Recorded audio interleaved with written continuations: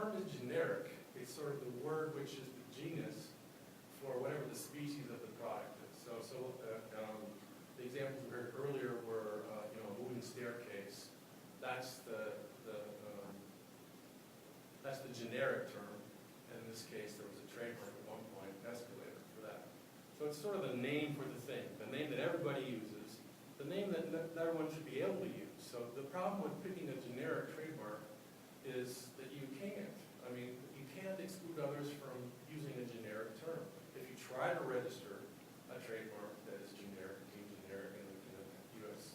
PTO, they're going to reject it. And there's really not a lot that you can do about that type of rejection.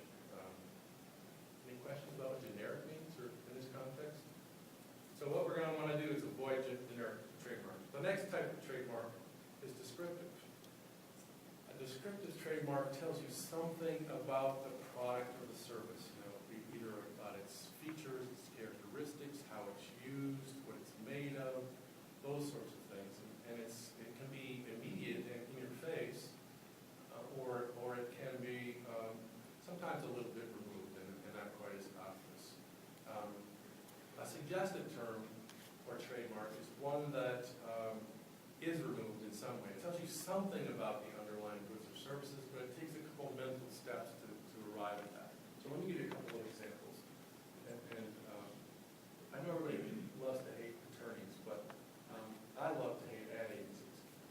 Ad agencies are sort of the bane of my existence. A client goes out and hires an ad agency, and then they come to me and they say, here's the trademark we want to register. And I'll ask, well, wait a minute. Where did this trademark come from? Did you do a search? Has anyone done this? Oh, it came from the ad agency. And it always drives me nuts because, a client will hire an ad agency for a new product, and then the ad agency comes back after, who knows what they do or how they do this. And they come back with, inevitably, what is a descriptive trademark. So, if not worse. So, typically, I've yet to see someone come up with an arbitrary or fanciful mark in my entire 20-plus years of doing trademark law. But let's say, for example, the product is car wax. So, the client will come and say, here's the trademark. They want to, it's shine it. Shine it for car wax. Okay.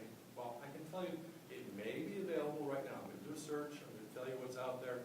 But the problem with shine it is that if you're trying to protect shine it as a trademark, it sort of describes what it is you're doing. Don't you think if there are competing products out there in the market that maybe they also have the idea of using a shine concept in their trademark?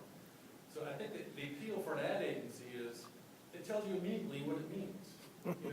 It's just got marketing appeal. But the problem with that, and it's a little bit counterintuitive, if it tells you absolutely nothing about what the product is, then it could be in the arbitrary or fanciful category as a trademark. And believe it or not, the more distinctive it is, the stronger it is, the easier it is to enforce, the less likely you're going to have problems with third parties coming at you down the road. Okay? That's the core of my message on trademark selection. An arbitrary trademark, just to wrap this up, an arbitrary trademark is one that is a sort of common term, like Apple. This is not actually the word Apple, but that's used in a way that's arbitrary in relation to what the underlying goods are. Before there was an Apple Computer Company, it was unusual to associate the term Apple with computers. Okay? A fanciful trademark is even stronger. It's just a made-up term. It didn't exist, or a symbol, maybe. It didn't exist before. It's not common, had no meaning, just sort of out of the blue. And sometimes ad agencies, I read about them, I've never had a client hire one, will come up with a fanciful trademark. They'll hire somebody who will, bring together, this Greek root and that Latin, syllable, and put those two together and add another term, and it makes up a word that never existed before. Well, those are good trademarks, and they give you a lot of strength. Okay. So just to give you further refinement of this concept, if your mark is generic, then don't even bother. And I would suggest that if your mark is descriptive, it falls in that category, you probably should avoid it as well. I have to say that about